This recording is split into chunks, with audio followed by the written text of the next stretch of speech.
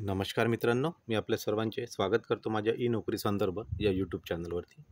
तर मित्रांनो, ज्या प्रकारे तुम्ही थंबनेलमध्ये बघताय, सार्वजनिक आरोग्य विभाग रिलेटेड एक महत्त्वाचा व्हिडिओ आहे आणि या व्हिडिओमध्ये आपण एक नोटीस आलेला आहे, जी PDF आहे ती त्यांनी सार्वजनिक आरोग्य विभागाच्या वेबसाईटवरती टाकलेली आहे. तर ती वेबसाईट वरून ती PDF डाउनलोड केली असता त्याच्यावरती काय लिहून येतं माहीत आहे का? एक काउन्सिलिंग समरी एक स्टेटस त्यांनी टाकलेला आहे. तर त्या काउन्सिलिंग समरी स्टेटस म्हणजे काय आहे नेमकं? ती PDF काय आहे? आपण ती संपूर्ण इथे समजून घेणार आहोत आणि मोस्ट इम्पॉर्टंट व्हिडिओ असणार आहे ग्रुप सी आणि ग्रुप डी कॅन्डिडेट व्हेरिफिकेशन झालेलं आहे ज्यांचं आणि जे कॅन्डिडेट वेटिंगवर होते त्यांच्यासाठी पण खूप महत्त्वाची व्हिडिओ आहे. ओके, तर ही नवीन नोटीस काय आहे आणि बाकीचे कॅन्डिडेट्स आहेत ज्यांचं व्हेरिफिकेशन झालं त्यांना जॉईनिंग कधीपर्यंत मिळेल, वेटिंग कॅन्डिडेट्सला बोलवण्याचे कधीपर्यंत चान्सेस आहेत, इत्यादी जे काही तुम्हाला प्रश्न पडलेले आहेत तुमच्या मनात. कारण मला टेलिग्राम आणि यूट्यूबवरती सगळीकडे ते कमेंट्स येत असतात. तर बऱ्याचशा विद्यार्थ्यांची अशी रिक्वेस्ट होती की तर ही PDF काय आहे, म्हणजे काउन्सिलिंग समरी स्टेटस काय आहे ते समजावून सांगा. तर त्यासाठी हा व्हिडिओ बनवतो. ओके, तर आपण चला आता सुरुवात करूया. तर व्हिडिओला सुरुवात करण्याआधी मित्रांनो काय करायचं तुम्हाला, रेग्युलर अपडेटसाठी चॅनलला सबस्क्राईब करा. ओके, आणि जे कॅन्डिडेट जे माझे सबस्क्रायबर असतात ना, त्यांच्याच मी कमेंट्सचे उत्तर देऊ शकतो. कारण काय होतं, एकेका व्हिडिओवरती इतके कमेंट्स येतात की सर्व म्हणजे तरी मी ट्राय करतो प्रत्येक कमेंटचं उत्तर देण्याचं. पण जे सबस्क्रायबर असतात ना त्यांचे कमेंट जे असतात, जे माझे सबस्क्रायबर असतात त्यांचे कमेंट हायलाईट होतात आणि ते वरती येतात आधी. आणि जे नॉन सबस्क्रायबर असतात त्यांचे कमेंट्स मला दिसत नाही किंवा ते काय होतात, ते कमेंट्स खाली चालले जातात. तर सबस्क्रायबरचे कमेंट वरती असतात. त्याच्यामुळे तुम्हाला काय करायचं, कमेंट करण्याआधी चॅनलला सबस्क्राईब करा, मग तुम्ही कमेंट करा. त्याच्यामुळे काय होईल, जे काही तुमचे कमेंट्स असतील मला लगेच दिसतील आणि त्याप्रकारे तुम्हाला रिप्लाय करता येईल. ओके, आणि आपलं असं चॅनल आहे जिथं आपण 100% तुमचे जे काही डाऊट असतात त्यांचे मी यूट्यूबवरती कमेंटचे उत्तर देत असतो. ओके, त्याच्यामुळे मॅक्झिमम पीपलने सबस्क्राईब करायचं आणि व्हिडिओ आवडला तर शेअर करा आणि लाईक करा. ओके, तर आपण शॉर्टमध्ये कव्हर करूया. आता मी तुम्हाला ती PDF दाखवतो आणि समजून सांगण्याचा प्रयत्न करतो जितकं मला समजलेलं आहे तितकं. ओके, तर ही आहे ती PDF आणि ते जर आपण ओपन केलं तर तुम्हाला सुरुवातीला घेऊन चलतो. इथे तुम्ही स्टेटस बघू शकता. नाव लिहिलं आहे progressive group C counselling summary status. त्याच्यानंतर इथे डेट आहे. तर आता इथे बघा, इथे डिव्हिजन दिलेलं आहे. त्याच्यानंतर पोस्ट मेन्शन इन ॲडव्हर्टाइजमेंट, त्याच्यानंतर कॅन्डिडेट कॉल्ड, त्याच्यानंतर candidate present, eligible in screening of documents, त्याच्यानंतर candidates allowed for counselling, order issue आणि ऑर्डर पेंडिंग. तर सगळा समरी इथं समजून घ्यायचं. शॉर्टमध्ये अर्थ समरी आहे म्हणजे काय आहे, आत्तापर्यंत जे काही DVची प्रोसेस चाललेली होती सार्वजनिक आरोग्य विभागाची ग्रुप सी आणि ग्रुप डीची, तर यांचं स्टेटस काय आहे ते इथे समजावून सांगण्याचा प्रयत्न केलेला. ओके, तर कोणत्या पोस्टची किती जाहिरात होती, किती जागा होत्या, त्याच्यानंतर किती कॅन्डिडेट्सला बोलवलं होतं यांनी, त्याच्यानंतर प्रेझेंट कॅन्डिडेट किती होते आणि एलिजिबल ऑफ डॉक्युमेंट्स म्हणजे डॉक्युमेंट व्हेरिफिकेशनमध्ये किती कॅन्डिडेट्स पात्र ठरले, त्याच्यानंतर किती कॅन्डिडेट्सला म्हणजे काउन्सिलिंग झालेलं आहे किती कॅन्डिडेट्सचं, आणि त्याच्यानंतर ऑर्डर किती जणांचे इश्यूड झाले इथे बघू शकता, ऑर्डर इश्यूड, आणि पेंडिंग ऑर्डर किती बाकी आहेत. तर याच्यावरून जे विद्यार्थ्यांचे आता रोज मला कमेंट्स येत आहेत किंवा तुम्ही यूट्यूबवरती पण कमेंट करत असतात की सर आम्हाला ऑर्डर कधी येईल, ऑर्डर कधी येईल, तर इथे सगळं स्टेटस त्यांनी दिलेलं आहे. ओके, किती ऑर्डर इश्यू झालेले आहेत, किती ऑर्डर पेंडिंग झाले आहेत. तर ही जी माहिती आहे ना, ही संपूर्ण कॅडरसाठी म्हणजेच संपूर्ण जे आपले डिस्ट्रिक्ट वाईज जे काही जागा होतात त्यासाठी सर्वांसाठी एक लागू आहे. ओके, खूप मोठी PDF आहे. इथे 1 बाय 1 तुम्ही जाऊन बघू शकता. त्याच्यामध्ये डिस्ट्रिक्ट वाईज पण दिलेलं आहे. आता इथे बघू शकता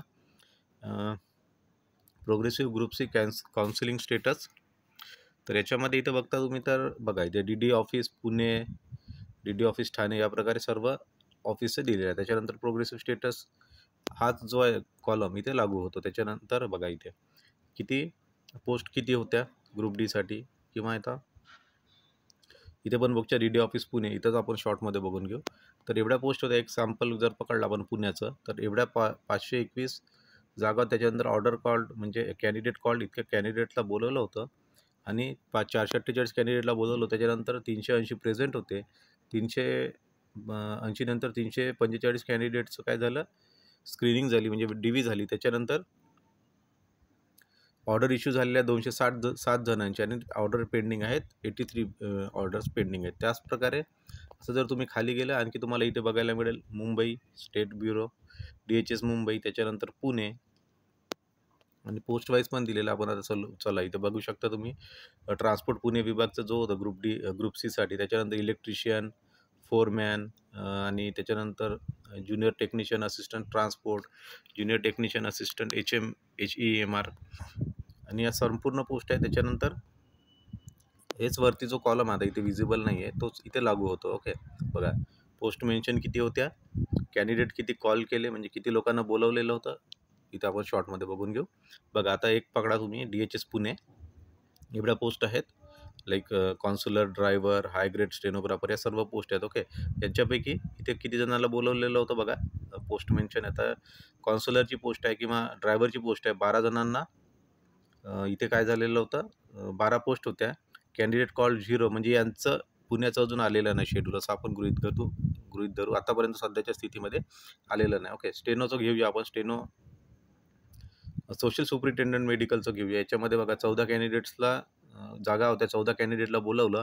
कॅन्डिडेट प्रेझेंट होते 13 आणि त्याच्यानंतर 13 कॅन्डिडेटचं व्हेरिफिकेशन झालं आणि एक पण ऑर्डर आता एक पण ऑर्डर सेंड नाही केलेली आहे यांनी, ऑर्डर दिलेली नाही, म्हणजे 7 ऑर्डर पेंडिंग आहेत. या प्रकारे इतक्या 53 ऑर्डर्स पेंडिंग आहेत. कुठे तर DHS पुणेला. याच प्रकारे तुम्ही गेलं TB पुणे, मुंबई, आपापल्या डिस्ट्रिक्टचं पण तुम्ही बघू शकता आपल्या विभागाचं. अकोलाचं बघूया शॉर्टमध्ये. तर इथे बघा blood bank scientific officer post होत्या 11 मेन्शन. त्याच्यानंतर कॅन्डिडेट कॉल 10 कॅन्डिडेटला बोलवलं, 10च्या 10ही प्रेझेंट होते. 10 जणांचं व्हेरिफिकेशन झालं, 9 ऑर्डर इश्यू केल्या, 1 ऑर्डर पेंडिंग आहे. आणि बाकीचे जे काही पोस्ट आहेत त्यांचा आत्तापर्यंत काही प्रोसेस इथे 0 दिसतं, त्यांची प्रोसेस झाली नाही, याचा अर्थ असाच होतो.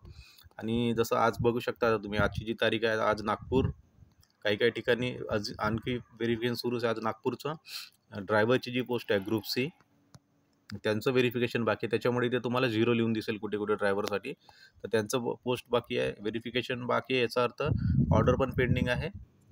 त्याच्यामुळे ऑर्डर इश्यू झालेली नाही, याचा अर्थ ऑर्डर पेंडिंग म्हणजे ऑर्डर 0. तर याच्यामुळे काय होणार, आता इथे तुम्हाला एक शॉर्टमध्ये आयडिया येऊन जातं. तर इतके कॅन्डिडेट्स काही ठिकाणी बघा, इतक्या कॅन्डिडेट्सला बोलवण्यात आलेलं होतं. बघा आता हे शॉर्टमध्ये DD पुणेचं जर ऑफिस पकडलं, 380ला बोलवण्यात आलेलं होतं. कॅन्डिडेट कॉल होते 448 ला बोलवलं होतं, पण 380च प्रेझेंट होते. याचा अर्थ काय झाला, एवढ्या जागा खाली गेल्या. आता एवढ्या जागा जेव्हा खाली गेल्या, त्याच्यानंतर काय होईल, आता इतक्या जेव्हा जागा खाली जातील, आता जे वेटिंग कॅन्डिडेट आहेत, ओके, प्रत्येकाचा प्रश्न येतात की वेटिंगवाल्यांना कधी बोलवेल. तर हे सर्व प्रोसेस झाली एकदा. आता बघा इतके ऑर्डर यांनी म्हणजे सेंड केलेले आहेत, तर ज्या जागा खाली आहेत ना, त्या आता त्याला भरावं लागणार. म्हणजे प्रत्येक डिपार्टमेंटला, प्रत्येक जे DD ऑफिस आहे, तर त्यांना भरण्यासाठी काय करावं लागेल, मग आता WL म्हणजे जे वेटिंग कॅन्डिडेट्स आहेत त्यांना आता बोलवणं सुरुवात होईल. पहिले तुम्हाला काय होईल, इथे जॉईनिंग येईल आधी.